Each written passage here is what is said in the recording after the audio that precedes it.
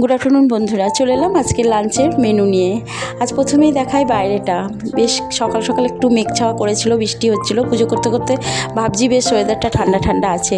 পুজো করে উঠেই দরজাটা খুলে দেখছি বাপরে কি রোদ, আর এদিকে দেখো জারবেরা গাছটা নুয়ে গেছে। আর কালকে একটা টেডি কেচেছিলাম, সেটাই আজকে রোদে দিয়েছি। তো চলে এলাম রান্নাঘরে। এদিকে আমি পুজো করতে করতে ভাতটা কম স্টিমে বসিয়ে দিয়েছিলাম, ভাত হয়ে গেছে, ফ্যানটা গড়িয়ে নিলাম।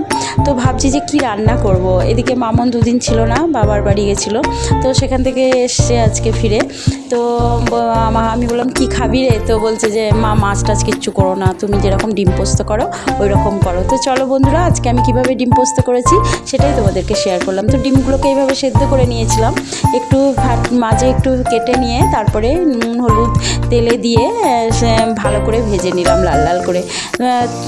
সেই তেলেই আবার ডিমগুলোকে তুলে নেওয়ার পরে সেই তেলে আমি 5 ফোড়ন দিয়ে আর বড় বড় করে পেঁয়াজ কুচি করেছিলাম, আর টমেটো কুচি, কাঁচা লঙ্কা কুচি, আর রসুন একটু থেতো করে দিয়েছিলাম।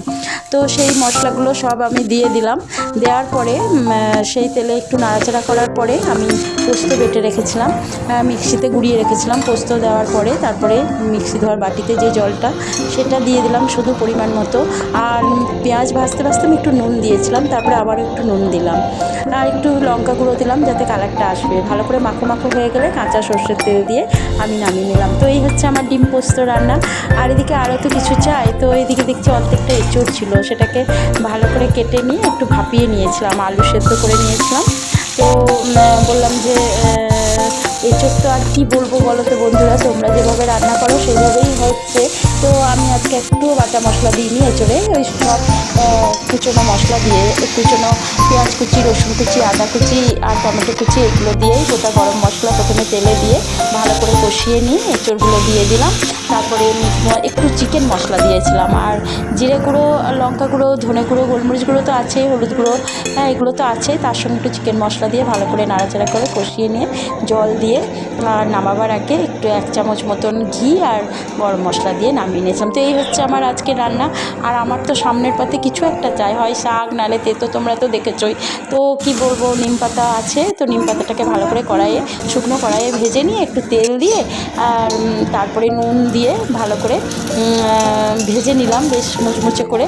আর এদিকে এঁচোড়ের জন্য যে আলু সেদ্ধ করেছিলাম সে থেকে 2টো আলু আমি তুলে রেখেছিলাম, তো সেটাই দিয়ে ভালো করে নিম পাতাটা আজকে মাখা করলাম।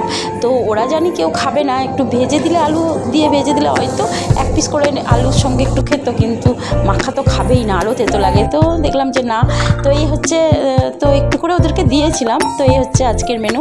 আর ওদের তো রায়তা চাই। তো আমার মেনুটা কেমন লেগেছে অবশ্যই কমেন্টসে জানিও, আর আমার ভিডিওটা কেমন লাগলো।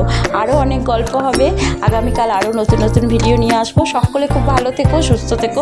তো চলো আজকের মতো এখানে বিদায়, টাটা।